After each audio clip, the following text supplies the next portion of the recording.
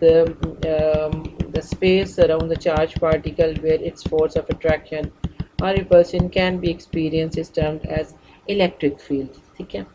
और फिर हमने पॉइंट चार्ज की इलेक्ट्रिक फील्ड फाइंड आउट की। हमने एक चार्ज रखा यहाँ पर, लेट्स सपोज मैं कहती हूँ कि मुझे इस पॉइंट क्यू पे इलेक्ट्रिक फील्ड फाइंड आउट करनी है which is because of this charge particle. तो मैं यहाँ पे एक टेस्ट चार्ज रख देती हूँ और हमने फाइंड आउट कर लिया जी कि electric field will be F over Q not. Okay जी, ये हमने पॉइंट चार्ज के लिए या एक चार्ज पार्टिकल के लिए हमने इस चीज़ को फाइंड आउट कर लिया।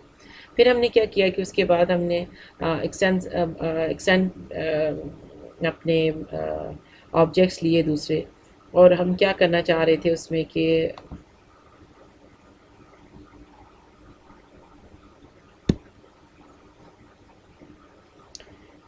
हम एक्सटेंडेड ऑब्जेक्ट्स हमने लिए और हमने उस पर फाइंड आउट किया कि हम उनकी इलेक्ट्रिक फील्ड कैसे फाइंड आउट कर सकते हैं। उसके लिए हमने क्या किया, उसके लिए हमने चार्ज डेंसिटीज़ के कॉन्सेप्ट को इंट्रोड्यूस करवाया कि लैम्डा हमारे पास क्या है जी, चार्ज ओवर लेंथ है। इसी तरह हमने सिग्मा को इंट्रोड्यूस करवाया, that is Q over A था। फिर हमने रो को इंट्रोड्यूस करवाया, that is your how to say charge over volume आ जाता है। ठीक है, ये सारी चीज़ें अगर आप देखो, उसके बाद हमने पूरा कॉसेस लॉ का एक चैप्टर पढ़ा।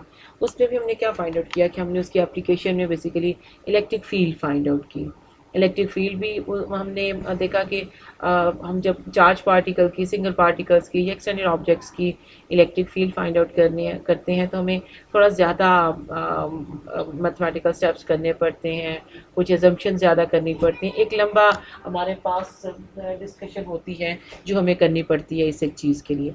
ठीक है, अब हम क्या करते हैं कि उसके बाद हम बेसिकली जो हमारा टॉपिक एक्चुअली वही इलेक्ट्रोस्टैटिक्स है। तो इसका ये मतलब है कि हमने इलेक्ट्रिक फील्ड ही फाइंड आउट करनी है एक्चुअली, लेकिन हम क्या करें, हम एक सिंपल वे से जिसमें हमें ज़्यादा करनी पड़ती हैं, कुछ अलजेब्रा इन्वॉल्व होता है, उससे आहिस्ता आहिस्ता हम जा रहे हैं किस तरफ कि जहाँ पर हम स्ट्रेट फॉरवर्ड वे से अपनी कोई चीज़ें फाइंड आउट करते जाएँ। मुझे उसकी रीज़न ये है कि जब तक आपके पास एक पार्टिकल होता है तब तक को तो लाइफ इज़ क्वाइट इजी कि आप उसको डायरेक्ट फाइंड आउट कर सकते हैं।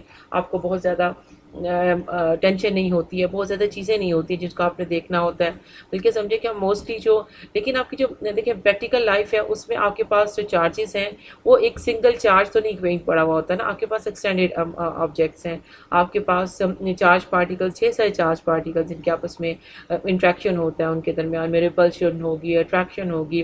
तो ओवरऑल उसकी वजह से एक कॉम्प्लेक्सिटी, ये जो आपकी पिक्चर है जिसको हम देख रहे होते हैं वो कॉम्प्लेक्स हो जाती है।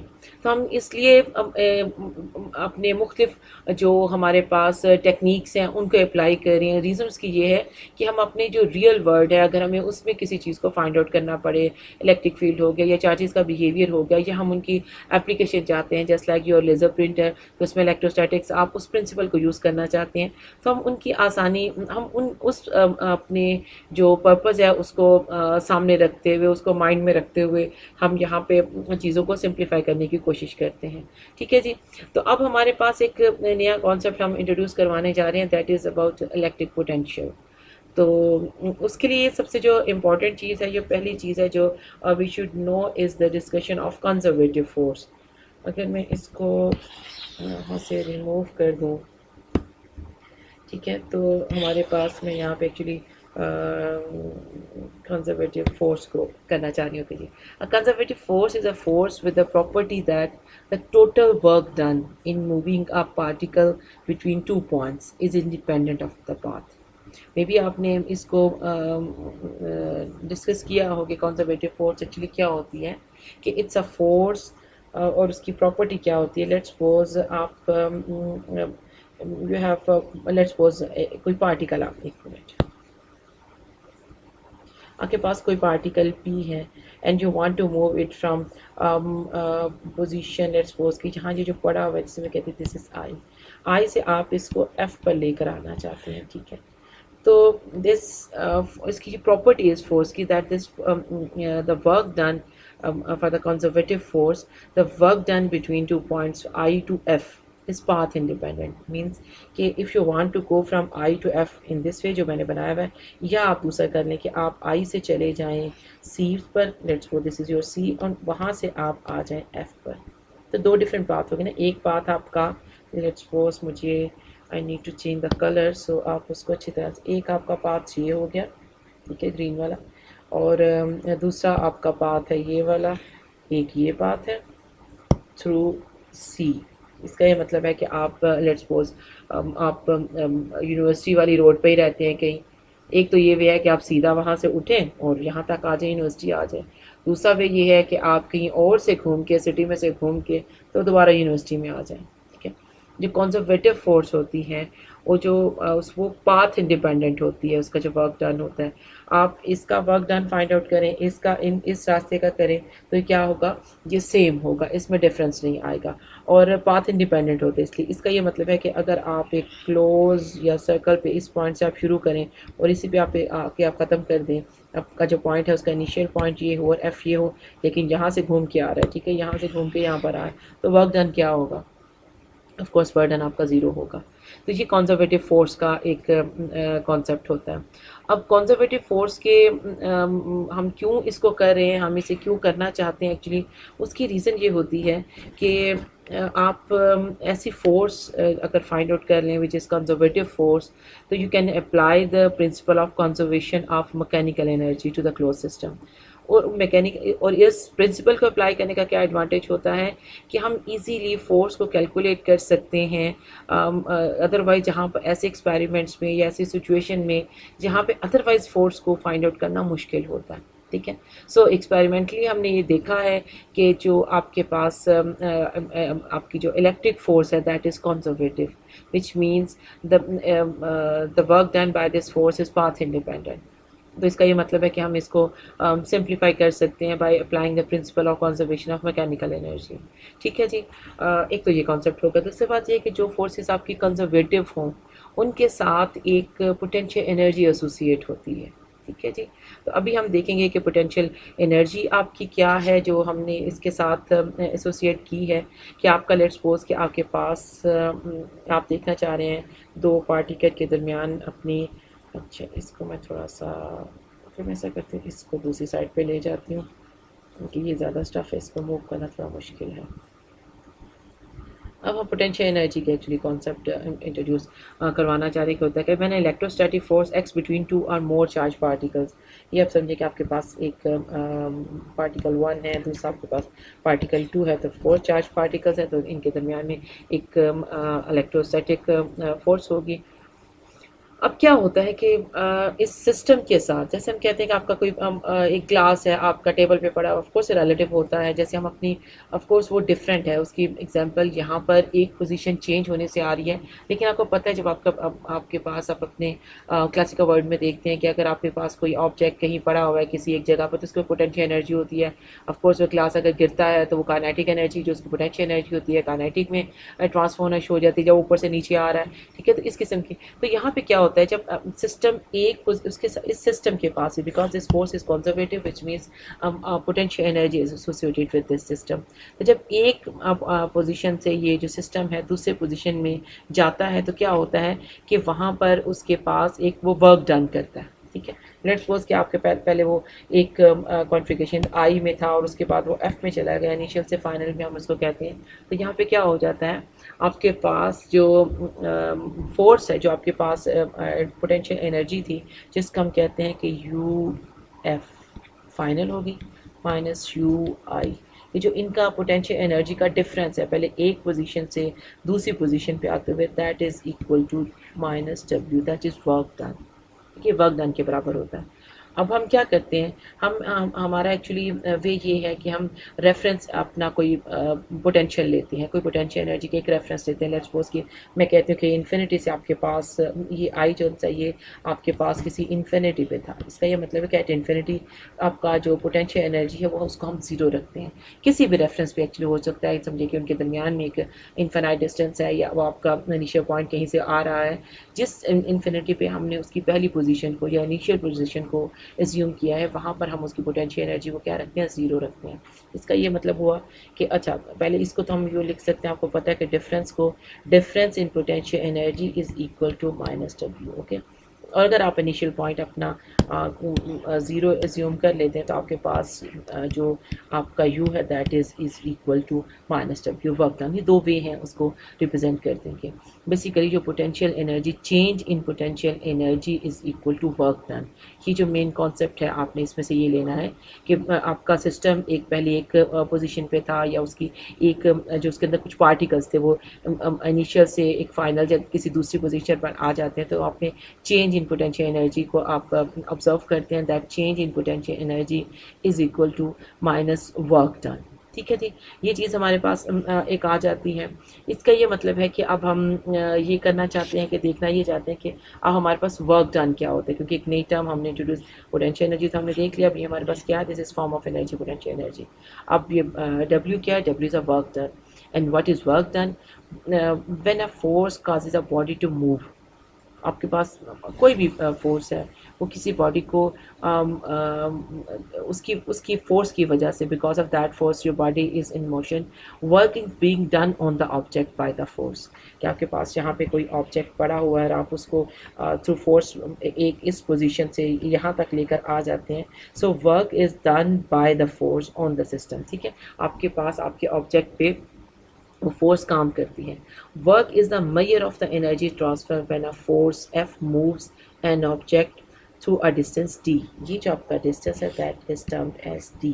ठीक है जी, तो इसको हम क्या कहते हैं, वर्क डन है। अगर आप इसको मैथमेटिकल फॉर्म में लिखना चाहें तो आपके पास वर्क डन किस चीज़ के बराबर, एफ डॉट डी। ये डॉट है या मल्टीप्लाई हो रहा है, क्या हो रहा है? ये वर्क डन स्केलर क्वांटिटी। आपके पास क्या है जी, डॉट प्रोडक्ट है। डॉट प्रोडक्ट किसके दरमियान में होता है, दो वेक्टर क्वांटिटीज़ के दरमियान में होता है। हम पहले भी इस चीज़ को डिस्कस कर चुके हैं कि लेट्स सपोज अगर मैं खाली लिखती हूँ यहाँ पे एफ डॉट डी, तो इसका मतलब है दिस इज सिंपल मल्टीप्लिकेशन। लेकिन अगर मैं यहाँ पे लगाती हूँ जो शो करते हैं कि एफ भी वेक्टर है, डी भी वेक्टर है, तब इसका क्या मतलब होगा कि अब आपके पास डॉट प्रोडक्ट आएगा। ठीक है, वेक्टर्स की आपने वेक्टर एनालिसिस पढ़ा होगा, आपको पता है कि वेक्टर्स को किस तरह से ट्रीट किया जाता है। इवन अगर वेक्टर को आपको ऐड भी करना हो तो आप डायरेक्ट उनको ऐड नहीं कर सकते हैं अनलेस अनटिल कि उनकी पोजीशन उनकी डायरेक्शन एक ही तरफ हो। उसकी एग्जांपल आप ऐसे भी कर सकते हैं कि लेट्स सपोज आपके पास एक क्रूड एग्जांपल है कि एक गाड़ी यहाँ पर जा रही है और लेट्स सपोज के 30 की स्पीड से वो जा रही है और पीछे से एक और गाड़ी आकर उसको हिट करती है। अगर वो 30 या 20 की स्पीड पे थी तो क्या होगा, गाड़ी आगे को मूव करती थी, तो आगे जाकर वो लगती है बेचारी। तो क्या होता है ये, अब वेक्टर होने की, अब वेक्टर अगर तो सेम डायरेक्शन में तो इसका मतलब कि उनका मैग्नीट्यूड सिंपल ऐड हो जाता है इस तरह से। लेकिन अगर आप ये देखें कि ये गाड़ी इधर को जा रही है और ये गाड़ी आके आप इधर से उसको हिट करती है, तो ऑफ कोर्स आप उसका नहीं बता सकते कि अब उसका एडिशन क्या होगा, क्योंकि वो एक डिफरेंट डायरेक्शन में आ गई थी। तो जब हमारे पास वेक्टर्स की डायरेक्शन सेम होती है हम उनको अरिथमेटिकली ऐड कर लेते हैं, उनका मैग्नीट्यूड ऐड हो जाता है, डायरेक्शन ऑफ कोर्स उनकी सेम होती है, दोनों की सेम हो जाती है। और इसी तरह से डॉट वाले केस में आता है कि आपके पास इनके दरमियान में एंगल है। लेट्स सपोज अगर इनके दरमियान में एंगल ज़ीरो हो जाए, ज़ीरो का क्या मतलब है कि ये कॉस ज़ीरो आ जाएगा यहाँ पर और ये क्या हो जाएंगे, एक दूसरे के पैरेलल हो जाएंगे। तो फिर आप क्या करते हैं, फिर आप सिंपल इनका ये चीज़ तो वन हो जाती है और ये चीज़ क्या हो जाती है, जो आपका सिंपल क्वांटिटीज़ का अरिथमेटिकली मल्टीप्लिकेशन होता है ये उस तरह से सॉल्व हो जाता है। ठीक है जी, इस चीज़ को एक्चुअली हमने ऑलरेडी थोड़ा डिस्कस किया हुआ है, तो मैं फिर एक बार इसको आपको जस्ट रिमाइंड करवाने के लिए इस चीज़ को यहाँ पे डिस्कस कर रही थी। ओके जी, ये were talking about work done. तो वर्क डन क्या होता है कि फोर्स अप्लाई होती है और आपका जो बॉडी है वो मूव किसी इस स्पेशल डायरेक्शन में, जो भी उसकी डायरेक्शन होगी, जिस तरफ आपकी फोर्स होगी वो आप उसका वो कोई डिस्टेंस तय करती है। ठीक है, ये जो आपका डिस्टेंस वेलोसिटी है that is also a vector quantity, ये जो आपकी फोर्स है वो भी वेक्टर है। तो इनके दरमियान में आप डॉट प्रोडक्ट लेते हैं और ये डिफाइन करते हैं किसको, आपके वर्क डन को। ठीक है जी, अब हमारे पास वर्क डन भी हो गया। अब यहाँ से ये हो गया कि डेल्टा, बेसिकली मैंने क्या इंट्रोड्यूस क्या करी थी मैं कि delta U is equal to minus W, which mean this should be equal to minus F dot D. ठीक है जी, यही चीज़ बन गई ना हमारी। ओके जी, now how we can introduce the electric potential. This is U is electric potential energy और वी आपका है इलेक्ट्रिक पोटेंशियल। ठीक है, तो electric potential is equal to potential energy per unit charge. And if you want to see that, if you are interested in change in electric potential, that should be equal to change in potential energy per unit charge, which should be equal to minus W over Q. ठीक है जी। अभी हमने सबसे पहले हमने potential energy का देखा कि जो भी आपकी कंजर्वेटिव फोर्स होती है उसके साथ एक पोटेंशियल एनर्जी एसोसिएट होती है। Change in potential energy is equal to minus W minus work done, ठीक है। और आपका जो potential energy per unit charge is defined as electric potential which is V, and change in potential energy is electric potential is equal to change in potential energy divided by Q, कि ये आपका unit charge है। और इसका ये मतलब है कि अगर आप इसको W के साथ डिवाइड करते हैं Q को, तो ये इसका मतलब है कि इसका डायरेक्ट रिलेशनशिप अगर आप U को दरमियान में से निकाल दें तो change in electric potential should be equal to minus W over Q, ठीक है जी। तो इस तरह से इलेक्ट्रिक पोटेंशियल एनर्जी, और बात से कि आपको ये समझ आए कि हम किस तरह से अपने मैथमेटिकल कॉन्सेप्ट्स को या फिज़िक्स की थ्योरी को किस तरह से हम अप्लाई करते हैं अपने रियल सिस्टम पे, ठीक है। ये हमारा एटमॉस्फेयर है, ये हमें पता है कि हमारे इर्द गिर्द क्या हो रहा है, ये फिजिकल सिस्टम है, ये हमारा ये कोई हमने सपोज नहीं करें इस क्वेश्चन को, ये हम जो एग्जैक्टली आपकी नेचर में जो काम हो रहा है इस वक्त हम उसको देख रहे हैं, ठीक है। तो वहाँ क्या होता है, कॉस्मिक रेज है। अभी हमने एक और नया कॉन्सेप्ट हमने जाना कि कॉस्मिक रेज क्या होती हैं। Cosmic rays are high energy protons होते हैं। ये प्रोटॉन भी हो सकते हैं, एटॉमिक न्यूक्लियाई भी हो सकते हैं, मीन्स के चार्ज पार्टिकल जैसे के पास हाई एनर्जी होती है। जब हाई एनर्जी से आके ये आपके एटमॉस्फेयर से स्ट्राइक करते हैं तो ऑफकोर्स जब चार्ज पार्टिकल आके हिट करता है उसको बहुत ज़्यादा उसकी एनर्जी होती है, तो वहाँ से वो इलेक्ट्रॉन को क्या करता है, एटम उसको एनर्जी को जब एब्जॉर्ब करते हैं तो वहाँ से इलेक्ट्रॉन जो उनसे वो निकलना शुरू हो जाते हैं, ठीक है। जब वो निकलते हैं तो इलेक्ट्रिक फील्ड के अंदर आ जाते हैं। तो अब हम देखते हैं कि होता क्या है। डाउनवर्ड, ये आपके पास है कि आपकी इलेक्ट्रिक फील्ड है जो अर्थ की वजह say that is pointing downward, ठीक है जी। और इसकी जो वैल्यू हमें बताएं, what is a change in the electric potential energy of electric, ये एनर्जी की बात हो रही है, मीन्स हम डेल्टा यू की बात कर रहे हैं, of a release electron when the electric force causes it to move vertically upwards for distance this one, ठीक है। अब हमें ये आपको जो फोर्स है उसके पास जो इलेक्ट्रोस्टैटिक जो इलेक्ट्रिक फोर्स है उसको कॉज कर रही है कि वो मूव करे अपवर्ड, ठीक है। ये ऊपर को चला गया है और जो फोर्स की डायरेक्शन है वो भी अपवर्ड है, ठीक है। और ये आपका इलेक्ट्रॉन है, डी आपको गिवन है, दैट इज़ 520 मीटर है और इसकी direct out delta U change, ठीक है जी। ये आपने फाइंड आउट करना है। अब हम किस तरह से इसको फाइंड आउट करेंगे, कुछ है आइडिया आपको कि डेल्टा यू किस चीज़ के बराबर है? कोई ऐसी नोन चीज़ आप बता सकते हैं जिसके बराबर ये डेल्टा यू हो और हम इसको सॉल्व कर लें? जी क्या कहते हैं? Yes, this is equal to minus W, this is work done. Work done क्या होता है? हमें वर्क डन का पता है कि वर्क डन बराबर होता है एफ डॉट डी, दोनों वेक्टर क्वांटिटीज़, ठीक है जी। इसका ये मतलब है और डायरेक्शन आपको नज़र आ रही है। अब चलो पहले मैं इसको लिख लूँ कि यहाँ पर आ जाएगा F d cos theta. So what is theta then? Force की डायरेक्शन अपवर्ड, डी की डायरेक्शन अपवर्ड। अब आप मुझे बताएं कि थीटा की डायरेक्शन क्या, थीटा कौन सा एंगल होगा? जी क्या कहते हैं? देखिए बाकी लोग जो हैं वो मेहमान तो नहीं आए हुए थे क्लास में ना, सारे लोग पार्टी हम आंसर लिखे कि यहाँ पे कौन सा एंगल आ रहा है। Of course both vectors are parallel which mean theta should be 0 और आपके पास ये किस चीज़ के बराबर आ जाएगा, एफ और डी के। अब डी तो हमारे पास गिवन है जो ऊपर question, that is 520। What about F? F तो हमें गिवन नहीं है। अब एफ को मैं क्या कर सकती हूँ? कोई आप इसके बारे में कोई ऑप्शन दे सकते हैं कि एफ को मैं कैसे फाइंड आउट कर सकती हूँ?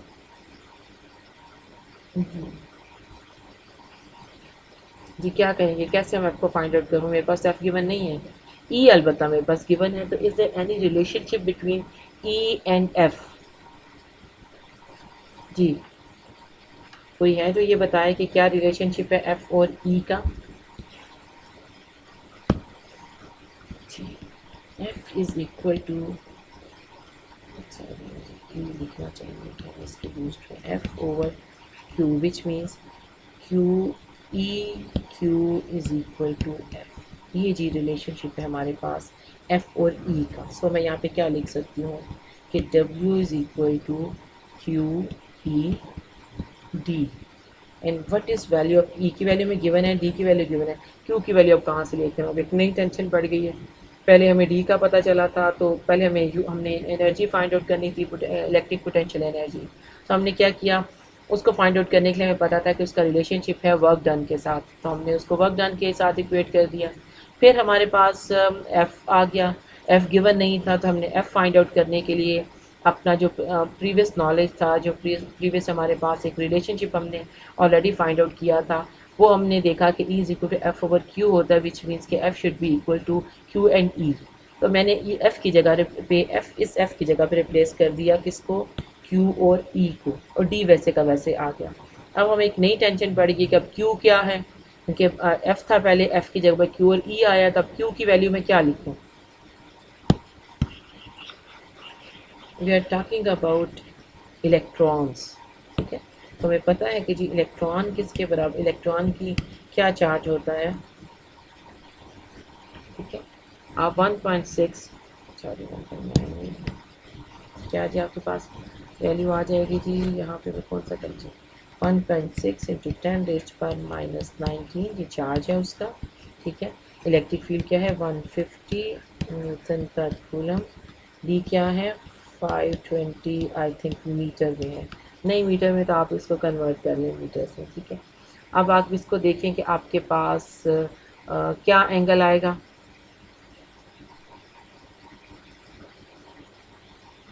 जी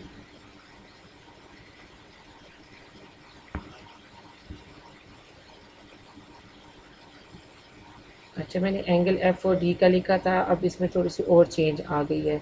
चेंज ये है कि इलेक्ट्रिक फील्ड की डायरेक्शन किधर का एंड पे है, मैंने एफ को रिप्लेस कर दिया है ई के साथ, और इलेक्ट्रिक फील्ड की डायरेक्शन डाउनवर्ड है, ठीक है। इसका ये मतलब है कि एफ और ई की डायरेक्शन अपोजिट थी, या तो मैं इसके साथ एक माइनस साइन ऐड करूं क्योंकि एफ और ई की डायरेक्शन के उसे करने के लिए, या मैं ये भी कर सकती हूँ कि यहाँ पे मैं कॉस थीटा को वैसे ही साथ में लिख लेती हूँ, यहाँ पे भी क्या करूँ कॉस थीटा आ गया, यहाँ पर भी मेरे पास क्या आ जाएगा कॉस थीटा आ जाएगा।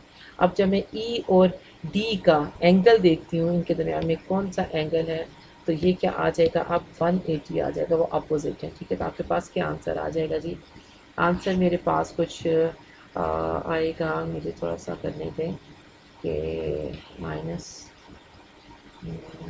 एक इसका भी माइनस था मेरे पास, ये माइनस इलेक्ट्रॉन का चार्ज है, ठीक है। तो मेरे पास आ गया ये माइनस हो, ये माइनस प्लस हो गए, और आ गया जी 1.2, ये आप चेक करेंगे, इसको कैलकुलेट करेंगे, जैसे -14 जूल जी मेरे पास इसका ये इस तरह से आंसर आ जाता है, ठीक है। अब इसका क्या मतलब है कि हमें अब याद रखिए कि हमें डब्ल्यू नहीं हम फाइंड आउट करना चाह रहे थे, हमने फाइंड आउट करना था delta U. So delta U किसके बराबर आ जाएगा, ये आपका delta U which is equal to minus W, which means कि अगर मैं इस टर्म के साथ माइनस लगा दूँ तो मेरा क्या बन जाएगा जी, यहाँ पे ये -1.2 टेन उस पर, ये आपके पास क्या निकल गया, change in potential energy. Remember बच्चे, ये चेंज इन पोटेंशियल एनर्जी है, ये पोटेंशियल एनर्जी, एक पोटेंशियल एनर्जी वर्क डन की इक्वल नहीं होती जब तक कि आप उसका रेफरेंस नहीं फाइंड आउट करते, क्योंकि रेफरेंस एनर्जी अगर आपने ज़ीरो रखी हो तब U is equal to W आता है, अदरवाइज क्या होता है change in potential energy is equal to work done. तो हमने उसको यूज़ करते हुए अपना क्या फाइंड आउट कर लिया, वर्क डन फाइंड आउट कर लिया है। ओके जी, अब हम दूसरा काम क्या करते हैं कि हमने डेल्टा यू अगर हमारे पास हो तो आपको पता है कि हम इलेक्ट्रिक पोटेंशियल भी फाइंड आउट कर सकते हैं, ठीक है। इलेक्ट्रिक पोटेंशियल किसके बराबर होता है, अभी ऊपर हम लिख कर आए, आप थोड़ा सा बता सकते हैं, delta V change in potential is equal to change in potential energy divided by Q which is minus W divided by Q। तो यहाँ पर क्या आ जाएगा, ये आपका डेल्टा यू था, ठीक है। तो यहाँ पे अब मैं क्या कर सकती हूँ, यहाँ पे मेरे पास आ जाएगा, अगर मैं इसको डिवाइड कर दूँ -1.2 इंटू 10⁻⁻14 जूल को किसके साथ, क्यू के साथ, क्यू क्या था 1.6 इंटू 10⁻⁻19 कूलम को साथ अगर आप इसको कर देते तो आपको क्या मिल जाएगा, चेंज इन इलेक्ट्रिक पोटेंशियल, ठीक है जी। तो अब वो कैलकुलेट करके मुझे बताएं कि वो क्या आता है आपके पास, मेरे पास कुछ इसकी वैल्यू है जी 4.5 इंटू 10⁻⁴ वोल्ट आप इसको कर सकते हैं कि 3 करके आप किलो वोल्ट भी कर सकते हैं, ठीक है। जो इसके यूनिट्स हैं ना, उसको अभी हम चेक करते हैं कि हम यहाँ पर जो हमारे पास इलेक्ट्रिक पोटेंशियल है उसका यूनिट होता है वोल्ट, जो हमारे पास एनर्जी, आपको पता है एनर्जी का यूनिट जूल होता है। अभी हम इसको चेक करेंगे कि हमारे पास जूल पर कूलम वोल्ट के बराबर होता है, ठीक है। तो इसलिए मैंने यहाँ पे इसको वोल्ट लिख दिया, और आप ये भी कर सकते हैं जूल पर कूलम भी लिख सकते थे। तो ये हमें मिल गया इलेक्ट्रिक पोटेंशियल, ठीक है जी। सबसे पहले हमने क्या किया है कि हमने पोटेंशियल एनर्जी फाइंड आउट की है, बल्कि चेंज इन पोटेंशियल एनर्जी देखा है, उसको हमारे पास फाइंड आउट करने का कोई डायरेक्ट इन्फॉर्मेशन नहीं थी। जो इन्फॉर्मेशन हमें गिवन थी वो थी उससे हम वर्क डन को फाइंड आउट कर सकते थे। तो हमने वर्क डन फाइंड आउट किया कि कितना वर्क डन हुआ है यहाँ पर इस सिस्टम पर, और वहाँ से हमने change in potential energy find out कर ली। फिर हमें रिलेशनशिप पता था कि आपके पास जो पोटेंशियल एनर्जी है वो एसोसिएट होती है इलेक्ट्रिक पोटेंशियल के साथ। तो क्या होता है, अगर आप पोटेंशियल एनर्जी को डिवाइड कर दें चार्ज के साथ पर यूनिट चार्ज, तो आपको क्या मिल जाता है, इलेक्ट्रिक पोटेंशियल। तो इस तरह से हमने इलेक्ट्रिक पोटेंशियल को भी फाइंड आउट कर लिया, ठीक है जी। इसकी ऐसी ओके जी। अब हम बात करेंगे इक्वी पोटेंशियल सर्फेसिस की, ऐसी सर्फेसिस जहाँ पर पोटेंशियल सेम होता है, ठीक है। अब ये आपके सामने जो फिगर अगर आपको नज़र आ रही है, आप इसको अगर देख पा रहे हैं, तो यहाँ पे क्या है, सर्फेसिस कौन कौन सी सर्फेसिस हैं। अगर मैं इसको ज़रा थोड़ा सा फर्दर क्लीन करूँ तो यहाँ पर देखें, ये आपका जो नंबर लिखा है यहाँ पे, ये आपकी पहली सरफेस आ गई, ठीक है। ये V1 जिसका पोटेंशियल है, दूसरी V2 है, तीसरी V3 है, और फोर्थ V1 है। अब आपने इसमें डिफरेंट पाथ्स लेने हैं। ये शो एक्चुअली क्या कर रही है, अगर आपका पोटेंशियल एक ही है, VF माइनस VI अगर आप करेंगे, और VF भी वही है जो कि VI था, जो इलेक्ट्रिक पोटेंशियल की बात हो रही है, तो ऑफ कोर्स ये ज़ीरो हो गया। आप V1 इज माइनस V1 अगर करते हैं तो आपके पास क्या आ जाएगा, ज़ीरो आ जाएगा, विच मीन्स कि अगर मैं आपको यहाँ पे लिखूँ कि अभी हमने थोड़ी देर पहले जो ड्राइव किया है कि हमारे पास VF माइनस VI किसके बराबर आ रहा था, माइनस W ओवर Q के, ठीक है। अब मैं कहती हूँ कि अगर आप एक सरफेस पे ही, ये आपकी जो पहला केस है जिसको मैंने भी ग्रीन के तरह ऐड करना चाहिए था, दैट इज इससे पहला पॉइंट ये उन्होंने लिया है, और इसी सरफेस पे ये दूसरा पॉइंट उन्होंने ले लिया। इसका मतलब ये है कि सेम इस पे इलेक्ट्रिक पोटेंशियल सेम है। तो लेट्स सपोज मैं कहती हूँ कि V1 था, तो ये इनिशियल भी V1 है, फाइनल भी V1 है, तो ये क्या हो जाएगा, ज़ीरो, विच मीन्स कि वर्क डन, अगर एक ही पोटेंशियल सरफेस के ऊपर वर्क डन क्या होगा, ज़ीरो होगा, ठीक है। अब इसकी दूसरी कंडीशन अगर आप देखें, ये वाला अगर सेकंड वाला देखें, तो आपने स्टार्ट किया है पोटेंशियल V3 से, ठीक है। V3 से आप आगे हैं V4, तो ये बच्चे ये ग्रीन जो निशान है ये ऐसे बना हुआ, ठीक है। स्टार्ट किया आपने V3 से, ठीक है। तो मीन्स कि आपका जो इनिशियल पॉइंट है वो क्या हो गया, दैट इज़ V3, ठीक है। और अब आपने कहाँ पर, फिर आप V4 पर आए, और फाइनल आपका पॉइंट क्या है, अगेन V3, तो यहाँ पर भी V3 आ गया, तो अगेन आपका वर्क डन क्या हुआ, ज़ीरो हो गया। ये चीज़ क्या शो करती है कि अगर आप सेम पोटेंशियल वाली सरफेस पे रहते हैं, इक्वल पोटेंशियल वाली सरफेस पे रहते हैं, तो चूँकि हमने ये देखा है कि चेंज इन इलेक्ट्रिक पोटेंशियल या जो फोर्स है that is independent of path, कि जो भी जिस भी पाथ से आप होकर आए हैं, हम किस चीज़ में इंटरेस्टेड हैं, ओनली इनिशियल वैल्यू में और फाइनल में। आप यहाँ पर V4 से होके आ रहे हैं, जो पाथ है इसमें V4 आ रहा है, बिकॉज बट ये जो वर्क डन है that is path independent, which means कि ये एक ही बात होगी कि आपने इनिशियल देखा और फाइनल पॉइंट देखा। इसी तरह अगर आप अपने दूसरे को देखें, यहाँ V1 से आपने स्टार्ट किया है, यहाँ से चलते हुए आप V3 पर आए हैं, V2 पर आए हैं, और V2 पे आपने एंड किया। अब यहाँ पे देखें क्या होगा, अगर मैं इसको थोड़ा बल्कि इसको इधर कर लेती हूँ, ठीक है। इस वाली सरफेस में जब आपका इनिशियल पॉइंट था V1, ठीक है, और V1 से चल के आप V3 पर आए, ऑफ कोर्स आपके फार्मूले V3 नहीं आता, इसलिए आप इसको छोड़ देते हैं, और फिर फाइनल आपका पॉइंट क्या है, V2, this is equal to minus W over Q। Now अब आप देखें कि आपके दोनों इनिशियल और फाइनल पोटेंशियल, इलेक्ट्रिक पोटेंशियल की वैल्यू डिफरेंट है, ठीक है। तो इन दैट केस आपके पास वर्क डन की वैल्यू ज़ीरो नहीं होगी, कुछ और आएगी। अगर आपको of course work done find out करने के लिए you need more data, more information, लेकिन एट द मोमेंट हम जो ये टॉपिक जो इस चीज़ को हम समझने की कोशिश कर रहे हैं वो ये है कि अगर आपके पास आपके पोटेंशियल सेम हो, अगर एक आपका पार्टिकल या कोई आपका सिस्टम स्टार्ट करता है मोशन या मूवमेंट स्टार्ट करता है किसी एक इनिशियल पॉइंट से और उसी पोटेंशियल पे अगर उसको ख़त्म कर देता है तो इट मीन्स कि उसके अंदर चेंज नहीं आएगी।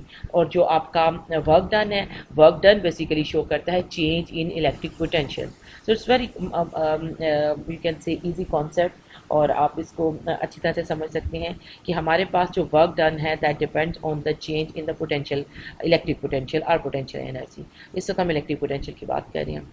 और अगर इलेक्ट्रिक पोटेंशियल करना चाहते हैं में क्या है वो ज़ीरो हो गई है और आपके पास वर्क इनिशियल पोजिशन थी वहाँ से चलता वो एफ पर आ गया, कोई पाथ उसने फॉलो किया, ठीक है। और हम ये देखना चाहते हैं, so it's very you can से ईजी कॉन्सेप्ट, और आप इसको अच्छी तरह से समझ सकते हैं कि हमारे पास जो वर्क डन है that depends on the change in the potential, electric potential और पोटेंशियल एनर्जी। इस वक्त हम इलेक्ट्रिक पोटेंशियल की बात कर रहे हैं। और अगर इलेक्ट्रिक पोटेंशियल सेम है तो इसका ये मतलब है कि उसकी चेंज उसमें क्या है वो ज़ीरो हो गई है और आपके पास वर्क डन क्या आ जाएगा, वर्क डन आपका ज़ीरो हो जाएगा, ठीक है। सेम पोटेंशियल पे आपका वर्क डन ज़ीरो होता है, ठीक है। ये इसमें इतनी सी ही इसकी समझने की बात थी, इसमें कोई और बड़ी चीज़ नहीं थी, ठीक है। अब हम आगे नेक्स्ट क्या करना चाहते हैं, नेक्स्ट हम फाइंड करना चाहते हैं इलेक्ट्रिक इसका जो अभी हमने जो पोटेंशियल देख रहे थे, हम कैलकुलेट करना चाहते हैं पोटेंशियल को फ्रॉम द फील्ड। अभी तक हमने क्या किया है, अभी तक हम इसको वर्क डन से ही कर रहे थे कि हमने उसकी वैल्यूज़ लिखी हैं, लेकिन अब हम क्या चाहते हैं बेसिकली, जो पिछले हमने एग्जांपल की थी आपको याद होगा, तो उसमें भी अगर हम बेसिकली लाते वर्क डन, इलेक्ट्रिक फील्ड कहाँ से आएगी, वर्क डन से ही आएगी, ठीक है। क्योंकि आपके पास वर्क डन किसके बराबर था, एफ डॉट डी के, और एफ क्या था, एफ आपका क्यू ई था, विच मीन्स कि अब आपको इलेक्ट्रिक फील्ड अगर फाइंड आउट करनी, आपको इलेक्ट्रिक पोटेंशियल फाइंड आउट करना है तो आप को ई से भी मिल सकता है, इलेक्ट्रिक फील्ड से, क्योंकि आपके पास वर्क डन के ही फार्मूले में आपको ई और वी का आपस में रिलेशनशिप मिल जाता है, ठीक है। हम देखते हैं कि अब इसको हम किस तरह से एक सॉल्व करते हैं, ठीक है जी।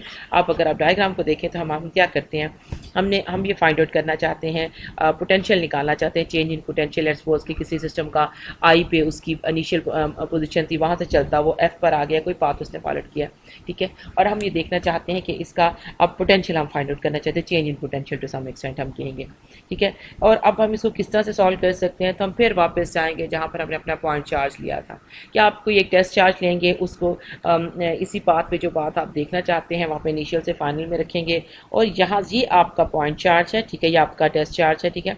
इसने ये वाला ये छोटा सा रास्ता, ये जो डी एस है ना, ये इसने मूव किया है अपने यहाँ पर इस लाइन पर। डी एस से क्या मुराद है कि आप छोटा सा, एस आपकी टोटल लेंथ है और डी एस से मुराद है कि आपने उसका स्मॉल पैच, ये वाला पैच है ना, इसको आपने कंसिडर किया है, ठीक है जी। अब इस चार्ज की डायरेक्शन क्या होगी, वही जो इलेक्ट्रिक फील्ड की वही फोर्स एक्सपेक्ट कर रही है ना, तो जो इलेक्ट्रिक फील्ड की डायरेक्शन है, तो electric field first of all आप देख सकते हैं कि यहाँ पर इसकी जो विड्थ है वो ज़्यादा है, यहाँ पर इसकी कम है, विच शोज़ कि ये जो गिवन इलेक्ट्रिक फील्ड है that is non uniform electric field, ठीक है जी। और दूसरी बात है कि इस पे इसकी डायरेक्शन क्या होगी, डायरेक्शन इसकी ऑफ कोर्स सेम है, सिर्फ उसकी स्ट्रेंथ डिफरेंट है यहाँ पर, ओके जी। अब हम क्या करेंगे, अब हमने यहाँ पे इस पार्टिकल की वजह से, ये उसका ई है, ये उसका डी एस है, हमने क्या देखना है, हम यहाँ पर देखना चाहेंगे कि इसका वर्क डन क्या है। और एक स्मॉल पार्टिकल का आप देखते हैं, स्मॉल पैच के लिए देख रहे हैं, तो हम अपनी वही स्टोरी करेंगे, वही स्कीम हम यूज़ करेंगे जो हम पहले करते आए हैं, कि मैं कहूँगी कि T W total work done क्या है, आई से लेके एफ तक। At the moment I am not considering the whole path, मैं कौन सा पाथ इसका ले रही हूँ, only a small patch that is small length that is D S, ठीक है जी। एस टोटल लेंथ है और मैं उसको डी एस ले रही हूँ, तो अब ये किसके बराबर आ जाएगा, जो भी उसके ऊपर फोर्स एक्ट कर रही है वो, और साथ में आपका डी एस, ठीक है जी। ये चीज़ आ गई। अब आपको पता है कि आपका एफ़ क्या चीज़ है, एफ़ की जगह पर आप रिप्लेस कर दें किसको, क्यू आपका स्केलर हो गया, ये आपका वेक्टर, और यहाँ पर आपका डी एस, ठीक है जी। ये चीज़ क्योंकि इसकी डायरेक्शन है डी एस की, क्योंकि इस डायरेक्शन में आप आई से एफ़ की तरफ जा रहे हैं, ठीक है जी। ये हमारे पास आ गया। अब हम क्या करेंगे, यहाँ पे आप क्यू नॉट भी लिख सकते हैं, क्यू भी लिख सकते हैं, वट एवर जो भी आपका लिखना चाहें कि लेकिन आप इस क्यू को शो कर रहे हैं जो एक चार्ज पार्टिकल है जिसको आप मूव करवा रहे हैं इस पूरी इलेक्ट्रिक फील्ड में। ठीक है जी, अब आपके पास क्या आ जाएगा, अगर हमें W चाहिए तो हम काम करेंगे कि हम स्मॉल पैचेस को इतना एक तो बहुत छोटा लेते हैं और बहुत करीब लेंगे कि हम इस पर कैलकुलस अप्लाई कर सकें। So total work done would be क्या आ जाएगा जी, Q0E.ds। ये आपके पास ही W आपका आ जाएगा। ठीक है, और आपको पता है कि आपका W किस चीज़ के बराबर था, जो आपके पास VF माइनस VI, ये किसके बराबर है, माइनस W/Q0, क्योंकि यहाँ मैंने Q0 लिया है इसलिए मैं यहाँ पे भी Q0 लिखा है। अगर हम इसको आप कंफ्यूज अगर हों इसके कि हमने पहले Q लिया था तो मैं फिर क्या करती हूँ, मैं इसको भी Q ले लेती हूँ। ठीक है, ताकि आपको आसानी हो कि हम क्या काम कर रहे थे। ठीक है जी, तो यहाँ पे मेरे पास क्या आ गया, Q। तो अब मैं क्या लिखूँगी यहाँ पे जी, माइनस ये वाला माइनस यहाँ पर आ गया, ये Q मैंने बाहर निकाल दिया, ये वाला Q। ठीक है जी, अब अंदर मेरे पास क्या बच गया, E.ds। और बच्चे इंटीग्रेशन में पता है कि कहाँ से, ये I to F है। हमने हमारा जो टोटल पाथ है that is I to F। Okay, अब हमारे पास क्या बच गया कि ये जो डेल्टा V है that is change in electric potential is equal to minus E.ds I to F, whatever the distance, आप जो भी आपको गिवन होगा इनिशियल पॉइंट को आपको बताया जाएगा। अभी मैं एक और एग्जांपल यहीं पर अभी करती हूँ तो आपको उससे कंफर्म हो जाएगा कि हमने कौन सा पॉइंट लेना है। ठीक है, और अगर हम ये काम करें कि हमारा इनिशियल V अगर मैं कहती हूँ कि वो पोटेंशियल ज़ीरो है तो आप ये भी कह सकते हैं कि आप इसको V भी निकाल सकते हैं। इसका वो कैसे निकलेगा जी, कि आप VF माइनस VI कर दें, आपके पास क्या आ जाएगा, सॉरी ये VI आप इसको ज़ीरो ले लें तो V equals to minus E.ds। In this way हम क्या करते हैं, हमने पोटेंशियल फाइंड आउट किया है फ्रॉम E। ठीक है, ds आपका लेंथ है, जो भी इलेक्ट्रिक फील्ड होगी उसके मुताबिक आपको पोटेंशियल मिल जाएगा। अब हमने डायरेक्ट एक रिलेशनशिप बनाया है इलेक्ट्रिक पोटेंशियल और इलेक्ट्रिक फील्ड का। ठीक है जी, अब यहाँ पर अगर आप फिर इस चीज़ को देखें कि हम क्या कर रहे थे, हमारे पास एक पाथ ही, ये हमारी फील्ड लाइन्स है ब्लू वाली, ये इनकी डायरेक्शन इससे एरोहेड इसका शो कर रहा है कि डाउनवर्ड नीचे की तरफ इसका डायरेक्शन है ई की। यहाँ पे एक इनिशियल पॉइंट है आई और यहाँ पे एक फाइनल पॉइंट है एफ। ठीक है, हम यहाँ से इसका हम कहते हैं कि हमारा जो पार्टिकल है वो यहाँ से लेके यहाँ तक उसने मूव किया है और अब हम चेंज इन इलेक्ट्रिक पोटेंशियल देखना चाहते हैं। ठीक है जी, और देखना किस चाहते हैं, in terms of electric field. हम क्या करते हैं, हम एक छोटा अपना टेस्ट चार्ज लेते हैं या कोई एक चार्ज लेते हैं, उसको हम मूव करवाते हैं I to F। तो अब हमने, अगर मैं एक छोटे से पैच पे अगर उसको मूव करती हूँ तो मुझे क्या मिल जाएगा, वो वर्क डन मिलेगा जो उतने से पोर्शन के लिए, समझो कि इस पैच को मूवमेंट के लिए या इस दौरान इसको यहाँ से यहाँ तक ले जाने के लिए जो काम हुआ है दैट इज़ DW। वो होल वर्क, ये जो I to F है दैट इज़ W, ये जो वर्क डन है टोटल वर्क डन, और ये थोड़ा वाला है तो यहाँ पे हमने इसको DW कह दिया। हम ये लेते हैं, वही हमने वर्क डन का फार्मूला इसमें यूज़ किया है, उसके बाद हमने F को QE से रिप्लेस कर दिया है और फिर हमने वही अपना जो पुरानी हमारी एक स्कीम है, एक हमारा वे है कि हम क्या करते हैं कि हम अपने एक छोटे से पोर्शन का फाइंड आउट करते हैं, वहाँ पे हमारा जो इलेक्ट्रिक फील्ड है वो क्या हो जाएगी, वो उस स्मॉल पोर्शन के लिए आपको यूनिफॉर्म लाइक बिहेव करेगी। ठीक है, फिर हम क्या करते हैं, उससे हम स्मॉल पैचेस को या स्मॉल जो हमारी लेंथ है उनको हम एडअप करते चले जाते हैं। वो इतने क्लोज होते हैं, इतने स्मॉल होते हैं कि वो बिहेव लाइक का कॉन्टिन्यूस पाथ। ठीक है, तो उसको हम इंटीग्रेट करके तो हमें एक रिलेशनशिप मिल गया है that is V is equal to case है when your VI is equal to 0। ठीक है, अदरवाइज़ ये एक स्पेशल केस में हमने इसको मैंने एज्यूम किया है। अदरवाइज़ हमारे पास क्या होता है, जो हमारे पास एग्जैक्ट एक formula that is change in electric potential is equal to minus E.ds, दोनों वेक्टर्स हैं और ये आपका पाथ I to F है। ठीक है जी, इस चीज़ को आप याद रखेंगे कि हम किस तरह से इसको हम फाइंड आउट करते हैं और हम क्या कर रहे थे। ठीक है जी, अब ये हमारे पास जो अगला क्वेश्चन है वो ये कहता है कि आपके पास दो, अब हम ये देखना चाहते हैं कि हमारा जो चेंज इन इलेक्ट्रिक पोटेंशियल है दैट इज़ पाथ इंडिपेंडेंट। ठीक है, अब पाथ इंडिपेंडेंट हो तो आपको कैसे पता चलेगा कि कोई चीज़ आपकी पाथ इंडिपेंडेंट है, उसका ये वे है कि आप दो पाथ लेंगे। एक पाथ हो जाएगा जो डायरेक्ट होगा, जो आपको लेट्स सपोज कि मैंने पहले भी आपको एग्जांपल दी थी कि आप समझिए आप यूनिवर्सिटी आ रहे हैं तो आप क्या करते हैं, आपका अगर घर आपका वहीं पर ही है, आप यूनिवर्सिटी वाली रोड पर है तो आप क्या करते हैं, आप डायरेक्ट अपने घर से निकलते हैं, सीधी रोड से आप यूनिवर्सिटी आ जाते हैं। ठीक है। अब आप ये देखना चाहते हैं कि अगर आप किसी और पाथ से, किसी और तरह से, सिटी से होकर अगर आप यूनिवर्सिटी आते हैं, तो समझे कि हम पेट्रोल का डिफरेंस देख रहे हैं कि कितना आपका होता है, तो आप क्या करेंगे, आप एक डिफरेंट पाथ लेंगे। लेकिन जो अगर आपको किसी चीज़ को कैलकुलेट करना है, आपने अपने पेट्रोल की कंजप्शन देखनी है, या आप कोई और चीज़ चेक कर रहे हैं, या यहाँ पर मैं उसका पाथ इंडिपेंडेंस चेक कर रही हूँ इलेक्ट्रिक पोटेंशियल का, तो इंपॉर्टेंट क्या होगा कि आपका इनिशियल और फाइनल पॉइंट सेम हो। ठीक है, दरमियान में और चीज़ें आएंगी तभी आपका पाथ डिफरेंट होगा। लेकिन ये कि अगर आप रास्ते में कहीं और जाके रुक जाए, यूनिवर्सिटी आने की बजाय खाला जी के घर जाके बैठ जाए, तो ऑफकोर्स आप ये तो नहीं कहेंगे ना कि आप ये दोनों बराबर हैं या बराबर नहीं है, क्योंकि आपका इनिशियल पॉइंट तो सेम रहा था लेकिन फाइनल डेस्टिनेशन आपकी सेम नहीं रही है, तो इस वजह से आप उसको कंपेयर नहीं कर सकेंगे। ठीक है जी, अब हम देखना हमारा जो क्वेश्चन है दैट इज़ कि हमारा जो चेंज इन पोटेंशियल है दैट इज़ पाथ इंडिपेंडेंट। ठीक है जी, या आप कहने की जो आपका जो वर्क डन है वो पाथ इंडिपेंडेंट है। तब हमने क्या किया, हमने दो पाथ्स ले लिए हैं। कौन कौन से जी, एक ये पाथ है हमारे पास, आपको ये नज़र आ रहा है यहाँ पे क्या है, ये जो ब्लू लाइंस हैं, these lines are showing the electric field, it's the direction of electric field in this case. क्योंकि अभी हम किसी एक चीज़ में इंटरेस्टेड हैं, तो हम सारे जो वो हैं डिफरेंट उनको नहीं करना चाहते, तो हम क्या करते हैं कि इस जगह पे हम इलेक्ट्रिक फील्ड को यूनिफॉर्म ले रहे हैं। ठीक है, अगर नॉन यूनिफॉर्म होगी तो फिर और थोड़ी सी हम इस पर लगाना शुरू करेंगे, तो हम क्या करते हैं, एट द मोमेंट हम एज्यूम कर रहे हैं कि जो इलेक्ट्रिक फील्ड इज़ यूनिफॉर्म और ये आपकी डायरेक्शन है वो गिवन है आपके पास। ठीक है, और आपके पास एक पॉइंट है इसी इलेक्ट्रिक फील्ड में एट हायर पोटेंशियल। अगर दोनों सेम पोटेंशियल पे होते तो क्या होता, अगर आई और एफ दोनों सेम पोटेंशियल पर हो जाए तो क्या होगा जी। बाकी लोग भी इसमें ज़रा पार्टिसिपेट करें कि अभी लिखा हुआ है यहाँ पर, जब मैंने जिस चीज़ को मैंने अंडरलाइन किया ये चीज़ कि क्या है कि आपका आई एट हायर पोटेंशियल है, आपका एफ एट लोअर पोटेंशियल है। माय क्वेश्चन इज़ कि अगर ये दोनों आई और एफ दोनों पॉइंट्स अगर सेम पोटेंशियल पर होते तो क्या होता, तो चेंज इन पोटेंशियल क्या आता, ज़ीरो। चेंज, क्योंकि सेम पोटेंशियल पे मूव कर रहे हैं ना, अगर चेंज इन पोटेंशियल ज़ीरो है which means work done would be again zero. ठीक है, तो हम अब क्या करें, हमें ऑफ कोर्स ज़ीरो तो नहीं चाहिए ना, ज़ीरो को हम ऑलरेडी डिस्कस कर चुके हैं। अब हम क्या चाहते हैं कि हम अपने पार्टिकल्स को देखना चाहते हैं कि हमारा जो change in potential energy electric potential है दैट इज़ पाथ इंडिपेंडेंट। अब हम क्या करें, ये मैंने एक पाथ है आई टू एफ, डायरेक्ट मैं यहाँ से